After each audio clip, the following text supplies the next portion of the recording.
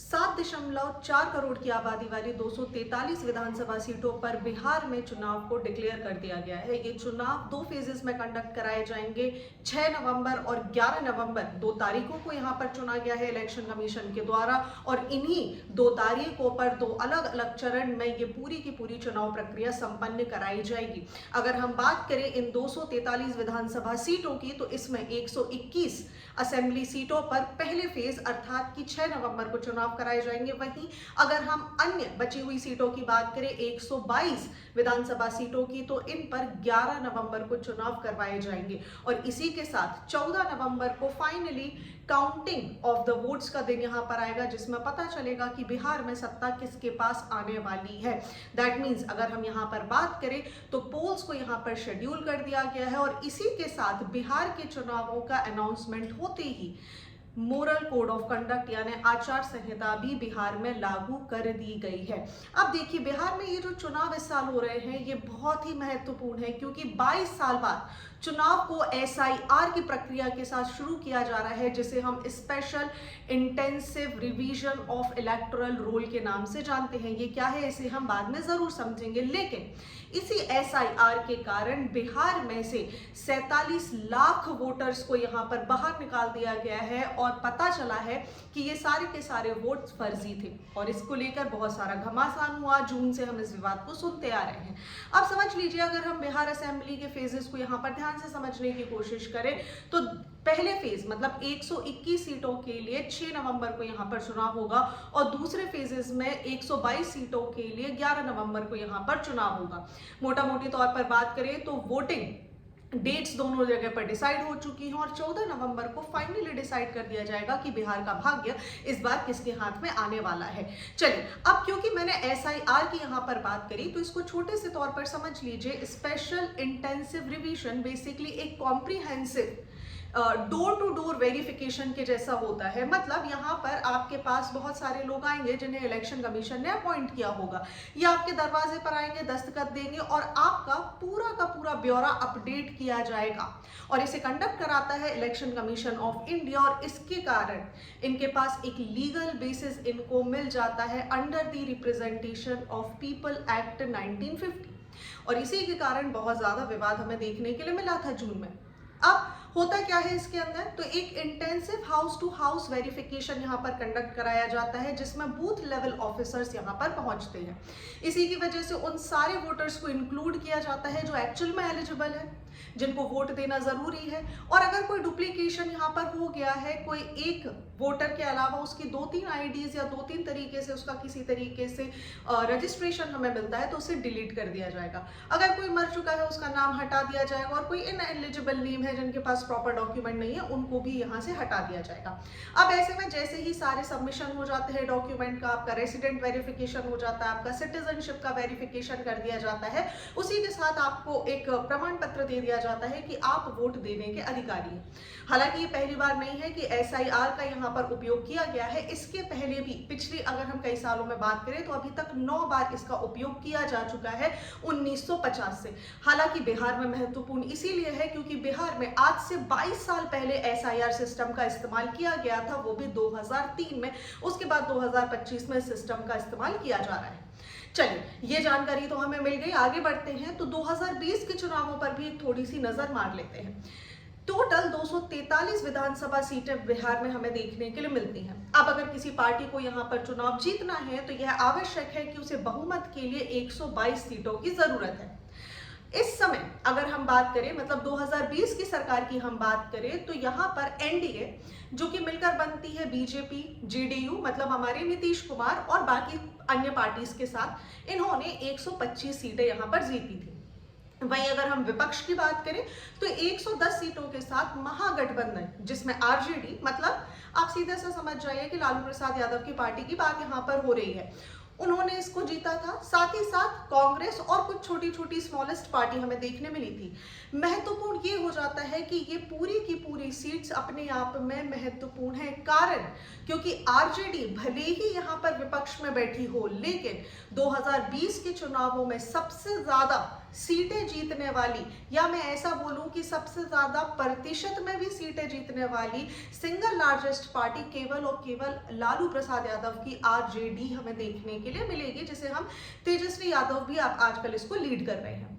वहीं अगर हम कांग्रेस की बात करें तो सबसे कम वोट्स मिलने वाले अगर किसी पार्टी कोई थी यहाँ पर तो वो कांग्रेस पार्टी हमें देखने के लिए मिली थी 2020 के चुनावों में। चलिए, तो ये दो चीजें हमें बिहार के चुनावों से पता चल गई। अब तीसरा महत्वपूर्ण बिंदु भी समझ लीजिए। तीसरी महत्वपूर्ण बात यह है कि इस चुनाव में इलेक्शन कमीशन ऑफ इंडिया के द्वारा कुछ नए बदलाव किए गए हैं। कुछ 17 ऐसे परिवर्तन लाए गए हैं जो शायद बिहार के इलेक्शन में पहली बार इस्तेमाल किए जा रहे हैं, और अगर ये यहाँ पर सक्सेसफुल हो जाते हैं तो आगे आने वाले हर चुनाव में इनका उपयोग किया जाएगा। उनमें से कुछ महत्वपूर्ण परिवर्तन क्या है वो मैं आपको यहाँ पर बता देती हूँ।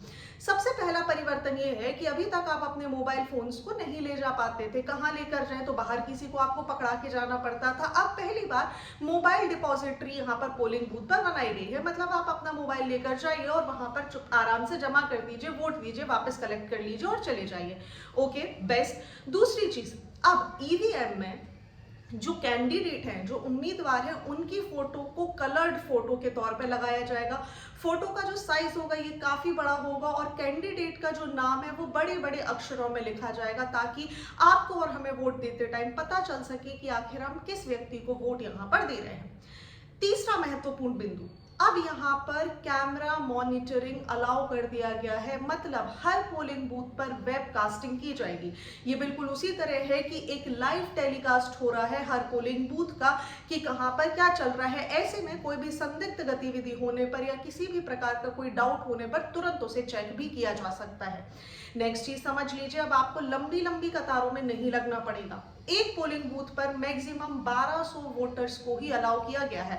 दैट मीन्स पोलिंग बूथ की संख्या भी यहाँ पर बढ़ा दी गई है। साथ ही साथ पोस्टल बैलेट की जो गिनती होती थी अभी वो ईवीएम के आखिरी 2 राउंड से पहले ही हो जाएगी। इसी के साथ एक और बहुत महत्वपूर्ण चीज इलेक्शन कमीशन ऑफ इंडिया ने इस बार करी है, जो कि है इलेक्टोरल इंडेक्स या फिर इलेक्शन इंडेक्स। ये इलेक्शन इंडेक्स यहाँ पर जारी किया जाएगा जिसमें कितने लोगों ने वोट दिया, उसमें महिलाओं का प्रतिशत कितना था, पुरुषों का प्रतिशत कितना था, अन्य लोगों का प्रतिशत कितना था, टोटल वोट्स कितने पड़े, इस सब का एक इंडेक्स 72 घंटे के अंदर ही हमारे सामने आ जाएगा। साथ ही साथ अब कोई भी जो उम्मीदवार है वो अपने एजेंट को पोलिंग बूथ से 100 मीटर के डिस्टेंस पे भी खड़े कर सकते हैं। चलिए, हमें सब कुछ समझ आ गया। इसमें एक और महत्वपूर्ण बिंदु ऐड किया गया है कि भाई जितने भी बीएलओज हैं, जितने भी कर्मचारी हैं जो यहाँ पर ड्यूटी कर रहे हैं, जो सुपरवाइजर्स हैं, पोलिंग कर रहे हैं, काउंटिंग स्टाफ है, सीएपीएफ है, माइक्रो ऑब्जर्वर्स है या मॉनिटरिंग टीम है, इन सब का रेन्यूमरेशन मतलब इनका वेतन भत्ता भी बढ़ाया गया है। अब इलेक्शन कमीशन ने ये परिवर्तन क्यों लाए हैं, तो देखिए, इलेक्शन कमीशन का सबसे बड़ा उद्देश्य था कि वोटर्स को यहाँ पर आकर्षित करना है। इसीलिए वोटर्स के लिए जितनी सुविधा इलेक्शन कमीशन दे सकता था वो उनको यहाँ पर प्रोवाइड करने की कोशिश की जा रही है, ताकि एक ट्रांसपेरेंसी भी बनी रहे, साथ ही साथ वोटर्स का जो परसेंटेज है वो भी इंक्रीज हो जाए और आगे आने वाले चुनावों में मतदान ज्यादा से ज्यादा किया जा सके। अब सवाल ये भी उठता है कि बिहार का चुनाव इतना महत्वपूर्ण क्यों है। देखिए, बिहार के चुनाव की जब बात की जा रही है तो सबसे पहले इसकी महत्वता आती है कि एसआईआर सिस्टम, जिसकी वजह से लगभग 47 लाख लोगों को इलीगल बताकर यहाँ पर निकाला गया है, वो सिस्टम कितना सफल हुआ है कितना नहीं, इस बात का प्रमाण इस इलेक्शन के रिजल्ट से ही मिलेगा। दूसरी चीज, इलीगल माइग्रेशंस के जो क्वेश्चंस लगातार रेज हो रहे हैं वो भी इस चुनाव पर एक प्रश्न चिन्ह लगा रहे हैं कि अभी भी बाहर से घुसपैठ करा के लोगों को बिहार में बसाया गया है, जो कहीं ना कहीं इलीगल वोटिंग्स यहाँ पर करते हैं, उस पर भी कैसी निगरानी होगी, ये भी इसका विषय है। साथ ही साथ प्रशांत किशोर, जो कि द कंसल्टेंट है, फेमस कंसल्टेंट है, अलग अलग चुनाव पार्टियों को अपना ज्ञान यहाँ पर देते थे, ये पहली बार अपनी खुद की पार्टी के साथ, जन सुराज के साथ इस चुनाव में उतर रहे हैं। अब हमें देखना होगा कि किस पार्टी के वोट्स यहाँ पर कट करने वाले हैं। साथ ही साथ इलेक्शन कमीशन ने जो ये चेंजेस लाए हैं उनका कितना प्रभाव पड़ा है ये भी यहाँ पर काउंट किया जाएगा। इसी के साथ साथ यहाँ पर इलेक्शन कमीशन का थोड़ा सा रुख स्ट्रांग हो चुका है इस बार कि अगर कोई व्यक्ति या कोई महिला बुर्का पहनकर विजिट करती है तो उन्हें महिला ऑफिसर से चेकिंग करानी होगी। ये बिल्कुल उसी तरीके से है जब बीजेपी ने यहाँ पर क्वेश्चंस रेज करना शुरू कर दिए कि भाई ऐसे में अगर कोई महिला घूंघट में आती है तब आप उसकी भी चेकिंग मत करिएगा। तो इसी के साथ हमें सुप्रीम कोर्ट के उस ऑर्डर को भी याद करना होगा जहां सुप्रीम कोर्ट ने बोला था उनकी गाइडलाइन के हिसाब से आपको वोटिंग कास्ट करते टाइम अपना फेस महिला सुरक्षा कर्मी को दिखाना होगा अगर वो ऐसा बोलते हैं तो ये भी यहाँ पर इस चुनाव में इलेक्शन कमीशन ने बहुत ध्यान में रखा है कि ये सारी बिंदुओं पर ध्यान दिया जाए। अब क्योंकि चुनाव की डेट अनाउंस हो चुकी है, आचार संहिता लग चुकी है, ढोल नगाड़े गाने बजाने और अपना अपना प्रमोशन करना बंद हो जाएगा। अब देखना होगा कौन सी पार्टी अपने कौन से कैंडिडेट को यहाँ पर उतारती है, क्योंकि कैंडिडेचर जारी करने की या रजिस्टर करने की, नॉमिनेशन करने की तारीख 17 और 20 अक्टूबर दोनों फेजेस के लिए तय कर दी गई है। इलेक्शन का नतीजा क्या होगा ये तो हमें नहीं पता, लेकिन ये सारी चीजें बिहार के चुनाव से बहुत ही ज्यादा महत्वपूर्ण है। आपका क्या विचार है आप मुझे कमेंट सेक्शन में जरूर बताइएगा। Thank you.